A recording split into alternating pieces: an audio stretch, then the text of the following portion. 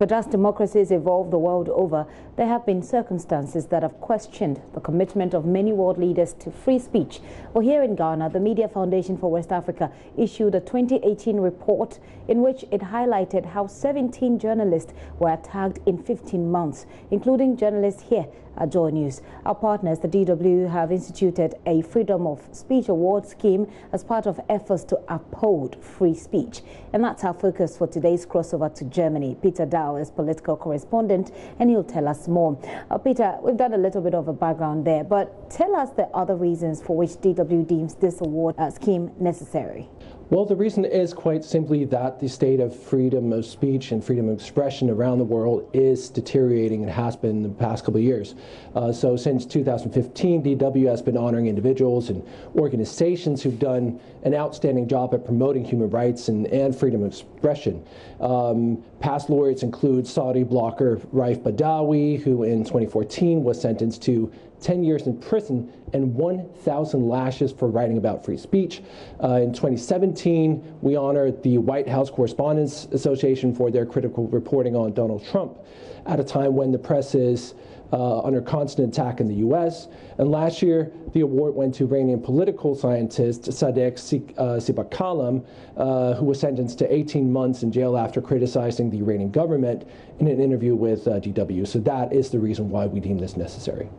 And in fact, I've also indicated reasons why here in Ghana, freedom of speech is believed to be under some kind of attack, even though it's not just about journalism. But following this Saudi blogger being the first recipient, who are we looking at this year?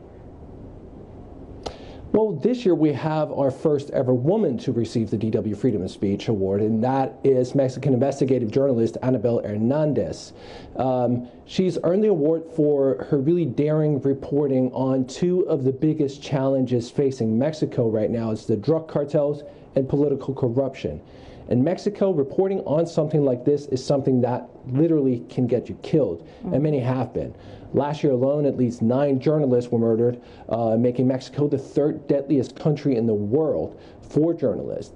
Even so, Hernandez has continued to shine a light on some of Mexico's darkest secrets. Most recently, she exposed links between Mexican government official and the leading drug cartels when she investigated the disappearance and murder of 43 students from the city of Iguala some 5 years ago. You may remember that story. Yeah. Grueling. And because of her reporting, Hernandez and her children have been forced into exile, and they have to have around-the-clock protection. So she's more than earned that award.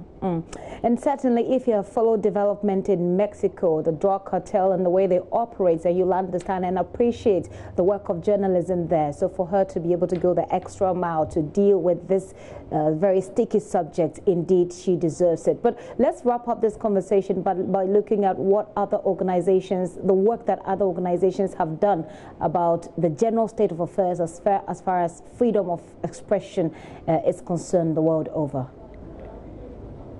Yeah, well, one of the big names here is Reporters Without Borders, that keeps monitoring kind of the state of freedom of expression and the freedom of press around the world. And what they've concluded year after year now is that freedom of expression is under threat like we haven't seen in a long time. It's warned of a quote-unquote growing climate of hate towards the media. It warned that this is no longer just limited to authoritarian regimes like Saudi Arabia, for instance. It's also in full displays in many democracies around the world, maybe most prominently right now in the U.S. under President Donald Trump. In fact, in this is perhaps somewhat surprising, is in Europe, the region where press freedom is generally the safest, the indicators there have worsened most in recent years out of all these countries. So in places like Hungary and Poland, the rise of right-wing leaders has led to a clampdown on the free media. But also right here in Germany, journalists have increasingly come under attack in recent years, especially from right-wing groups. So all the more reason that we need awards like this to raise awareness of the importance of freedom of expression and really honor the value of a free press. Well, Peter, thank you very much, and congratulations in advance to the award recipient. And I think, indeed, she deserves this award. Peter Dahl is political correspondent with our partners.